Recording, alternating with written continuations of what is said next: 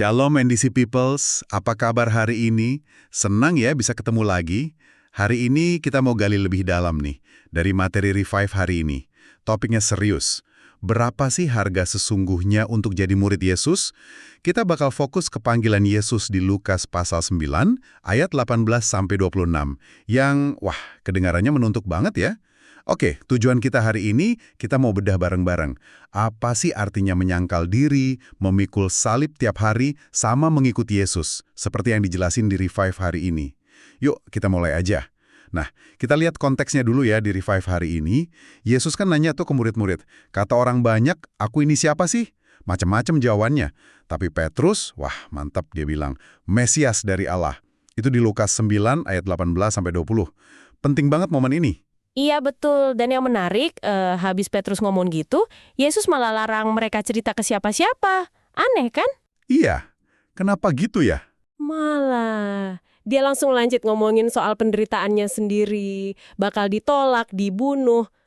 Tapi terus bangkit lagi.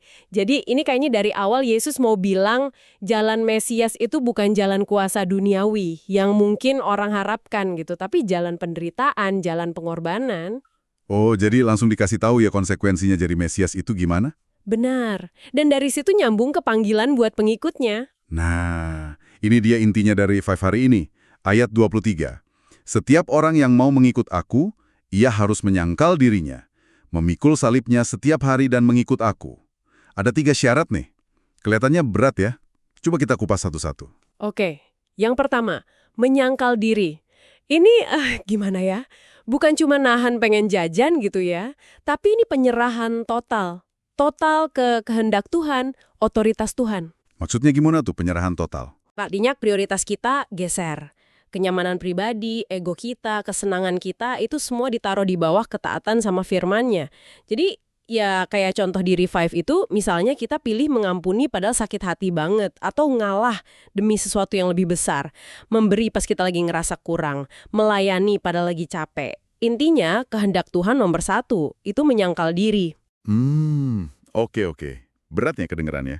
Terus yang kedua, memikul salib setiap hari. Ini lagi, kata-katanya intens banget. Iya, setiap hari itu penting. Betul. Kita kan tahu ya, zaman dulu mikul salib itu ya jalan menuju kematian yang hina, simbol penderitaan di depan umum. Jadi pas Yesus ngomong ini, kayaknya ini bukan cuma kiasan ringan deh. Jelas bukan. Rela kehilangan nyawa kalau perlu. Dan yang ketiga, syaratnya. Mengikut Yesus. Kata mengikut ini dalam bahasa aslinya, itu artinya bergabung sebagai murid. Oh, jadi bukan sekedar jalan di belakang ya? Bukan cuma itu. Tapi aktif, konsisten, meneladanin karakternya, kerendahan hatinya, perbuatan kasihnya. Jadi ini bukan program jangka pendek gitu. Ini komitmen seumur hidup buat nyontoh sang guru. Terus-menerus. Wah, dalam banget artinya ya. Nah, di Revive hari ini kan ada cerita nyata yang, bikin merinding sekaligus kagum ya. Kisah Nokseng dari India. Iya, kisah Nokseng itu luar biasa. Imannya itu kan bikin banyak orang percaya, tapi kepala sukunya marah besar. Pas diadili, diancam mati, dia bilang apa? Saya sudah putuskan ikut Yesus. Tidak akan berbalik. Gitu terus. Bahkan pas, ini yang paling berat, anak-anaknya, terus istrinya, dibunuh di depan matanya karena nggak mau sangkal iman, dia tetap teguh. Kata-katanya sama terus, tidak akan berbalik. Sampai akhirnya dia sendiri yang mati, ngomong hal yang sama. Ini gambaran nyata banget soal bayar harga ya. Betul banget, kisah Nokseng ini benar-benar menghidupkan panggilan Yesus yang tadi kita bahas. Dan ini bawa kita ke refleksi pribadi yang juga ada di Revive hari ini kan. Iya, ada pertanyaan refleksinya ya. Bayar harga itu, walaupun kelihatannya sulit banget. Jadi kalau dirangkum nih ya, jadi murid Yesus itu panggilan serius.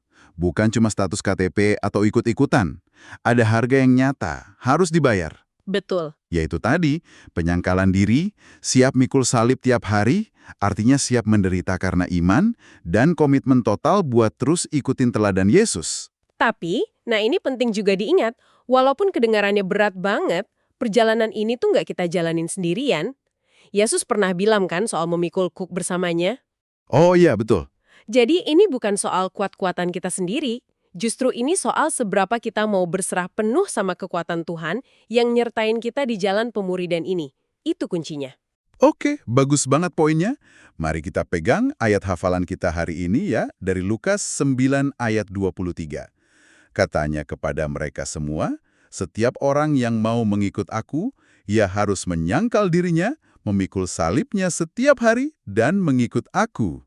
Terima kasih banyak ya sudah menyimak pembahasan kita dari Revive hari ini. Tuhan Yesus memberkati Anda semua.